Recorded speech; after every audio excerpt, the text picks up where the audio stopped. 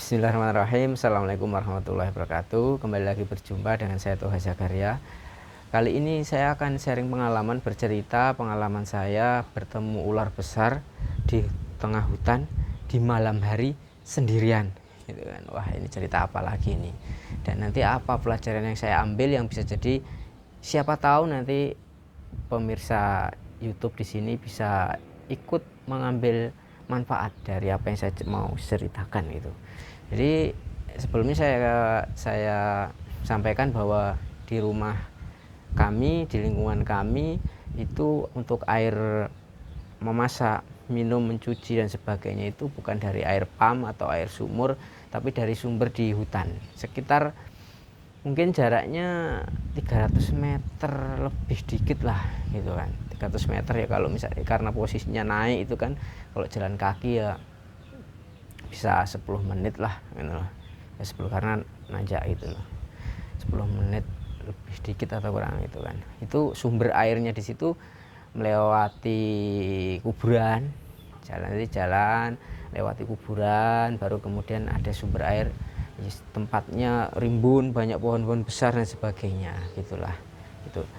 Nah, itu ada kejadian sekitar 2019 itu, harusnya biasanya Oktober, November atau Desember itu sudah hujan, udah musim penghujan, tapi itu masih musim kemarau panjang. Jadi air kesulitan, sumber air itu semakin hari semakin menipis. Saya ingat dulu akhirnya hujan itu 2020 bulan Februari baru mulai turun hujan, baru mulai musim penghujan gitu kan. Nah, puncaknya itu sekitar November atau Desember itu, jadi semakin kering, semakin kering, semakin kering. Karena yang ngambil air itu bukan hanya dari satu keluarga, dari satu gerombolan. Nah, istilahnya kan pipa yang untuk rumah saya itu juga dibagi untuk beberapa rumah. 1, 2, 3, 4 rumah, sekitar di total itu ya hampir 30 orang dalam 45 rumah itu, hampir 30 orang dalam 4 keluarga, 5 keluarga itu yang memanfaatkan air dari hutan itu. Yang akhirnya satu persatu rumah tadi itu nyerah lah, nggak mengandalkan air dari sumber itu kan, dari belik itu, dari sumber. Saya tidak ada pilihan lain gitu, tidak ada pilihan lain selain dari situ. Yang lain mungkin masih bisa minta pam di kanan kiri, tetangga kanan kiri, tapi posisi saya kebetulan rumahnya paling atas gitu kan, nggak ada pilihan lain. Jadi akhirnya rebutan sumber air gitu kan, rebutan sumber air. Dan ada kejadian sering beberapa kali akhirnya saya malam hari ke hutan sendiri, ke sumber air, untuk istilah Jawa ini benak ke banyu, karena malam itu kemungkinan agak kecil ada orang berani ke atas untuk misalkan rebutan air tadi. Misalkan punya saya, kalau siang kan misalkan saya baru ke atas benerin airnya mengalir, bisa jadi dalam hitungan nggak sampai sejam, 1-2 jam itu sudah ada yang mengusik lagi gitu loh, ada yang mengusik lagi, ada yang merebut lagi gitu, karena sumbernya tinggal dikit.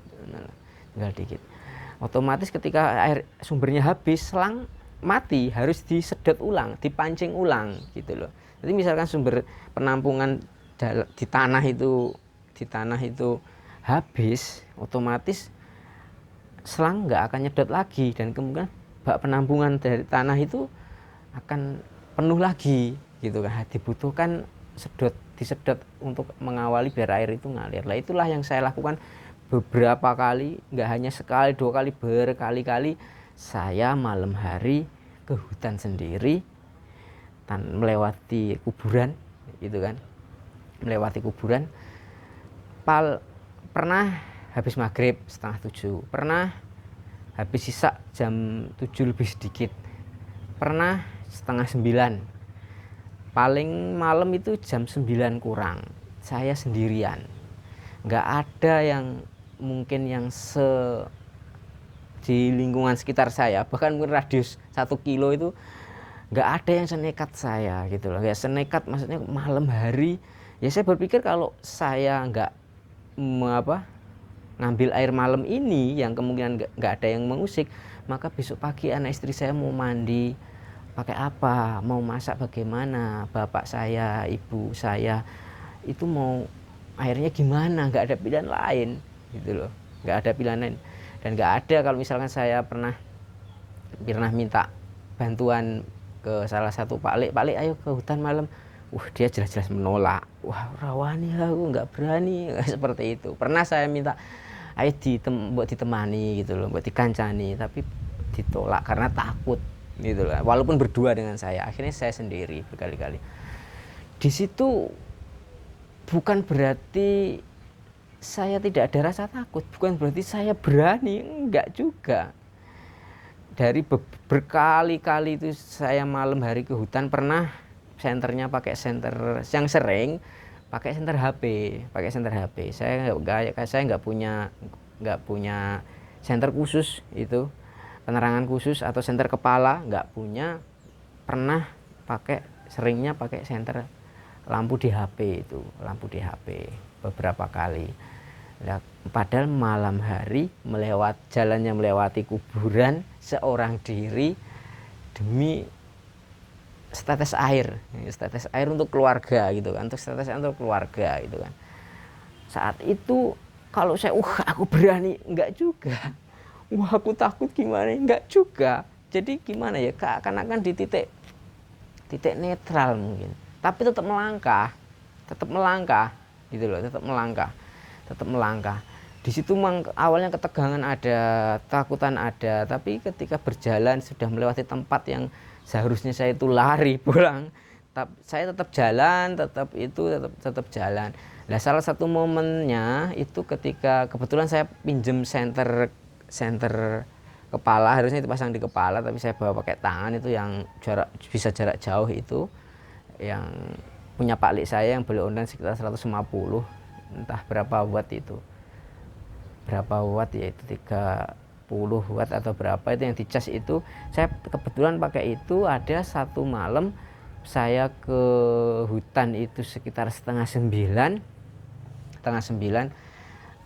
perasaan itu ya tadi seperti kosong, jadi takut banget enggak, berani banget juga enggak, jadi pokoknya melangkah kosong, netral kayak gitu. Pokoknya ini demi keluarga. Jadi seakan-akan itu saya nggak punya keinginan untuk berani, nggak punya ketakutan untuk lari juga, tapi tetap melangkah gitu. Ada momen ketika sudah selesai, jadi saya ke atas itu intinya air di penampungan itu karena semua otomatis sempat mati gitu kan, selang yang nyedot mati, air kembali penuh banyak. Sebenarnya yang saya lakukan itu hanya menyedot selang biar agar ada tarian terus mengalir, setelah itu disambung lagi, selesai. Hanya nggak nyampe 1 menit, nggak mungkin setengah menit, 30 detik dicopot, disedot, keluar air, dibiarkan sejenak, disambung, selesai. Nah, setelah tak sambung itu saya menengok ke belakang, arah kok seperti ada sesuatu, arah belakang tempat saya lewat jalan datang itu. Ternyata ada ular besar lagi mungkin berdiri apa gimana, jadi lagi gini, bukan ular kobra ya, ular besar, kalau sebesar tangan lebih. Sebesar apa ya, mungkin sebesar kayu ini loh, sebesar kayu ini, lebih sebesar kayu ini. Masya Allah, kok bisa ya saya sebesar kayu ini, sebesar kayu itu, kira-kira sebesar kayu ini. Itu posisinya kan otomatis saya senteri ya, posisinya matanya melihat ke saya seperti sedang berbicara kepada saya, besar kepalanya, jadi kayak berdiri gitu, tubuhnya besar banget. Masya Allah, itu saya langsung shock, langsung kaget. Ibaratnya waktu itu nggak ada pikir-pikiran lagi, padahal dia itu di jalan tempat saya masuk ke dalam sumber air itu, jalan utama lah gitu, jalan utama yang saya lewat. Masya Allah, saya lewat mana gitu kan. Spontan saya langsung lari ke arah semak-semak agak jauh sana, kira-kira ada apa ya, jadi semak-semak itu ada semacam jurang kecil lah, mungkin karena bukan jalan yang biasa dilewati kaki itu, jadi sekitar hampir 3 meter paling, hampir 3 meter. Saya lompat tanpa ada rasa takut, tanpa pemikiran nggak ada lagi iso ya, bisa nggak ya saya lompat ini, bisa nggak ya saya merosot atau meluncur setinggi ini. Nggak ada lagi pemikiran seperti itu nggak ada lagi. Langsung saya lompat, jadi ketinggian 2 meter lebih, hampir 3 meter itu, seruat lari gitu loh. Memang yang saya tangkap wajah dari ular tadi itu bukan wajah jahat atau ingin mengganggu, enggak, seakan-akan kok yang saya tangkap kok kasihan kepada saya gitu loh, yang saya tangkap itu loh. Akhirnya jadi bukan, sejatinya saya ke atas itu enggak ada takut dengan hantu, takut dengan setan, itu enggak ada gitu loh. Walaupun mungkin misalkan merinding itu enggak ada istilahnya, wah nanti aku ditemuin pocong, enggak ada. Tidak ketakutan di tengah gemeter, bukan takut sebenarnya, jadi shock, kaget, otomatis lari. Ada penghalang tinggi sekian meter dilewati karena jalan utama dihadang ular tadi gitu kan. Saya lari, begitu sampai sudah lewat nyampe kuburan, artinya sudah agak jauh, saya baru pelan. Masya Allah, ya Allah, saya langsung sempat di pemahaman saya, ketika saya tegang seperti itu, emosi intens yang saya dapatkan dari Pak Adi Gunawan, pikiran bawah sadar terbuka gitu kan. Pikiran bawah sadar filternya itu terbuka gitu kan. Saya berdoa di saat itu, ya Allah, yang mungkin yang senekat saya ini, yang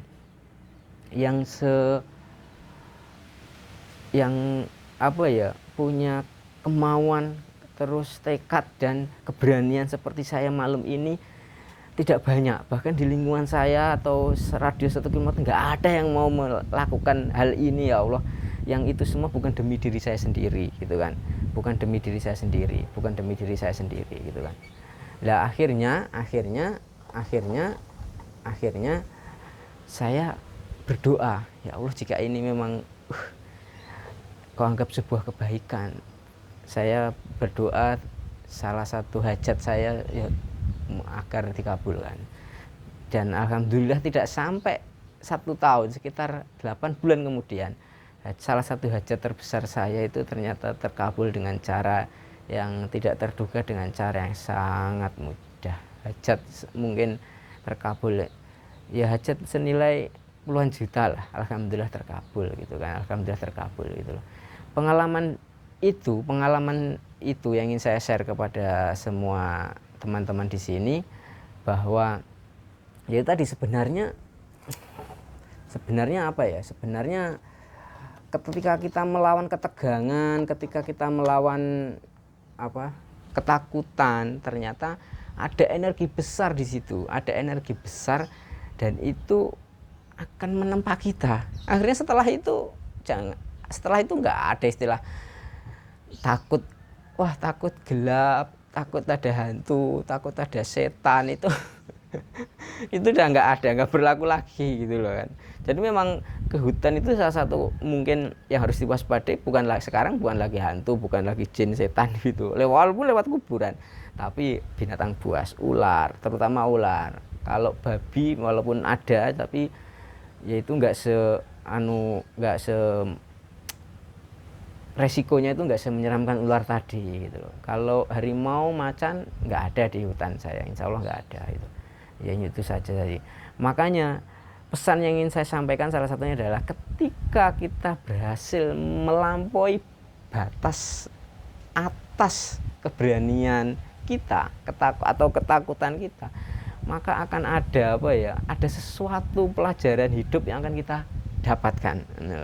Dan itu nggak harus dari cobaan, ujian, kesengsaraan yang ditimpakan oleh Allah pada kita, bisa jadi oleh hal-hal yang seperti itu tadi yang saya sampaikan, pengalaman saya tadi.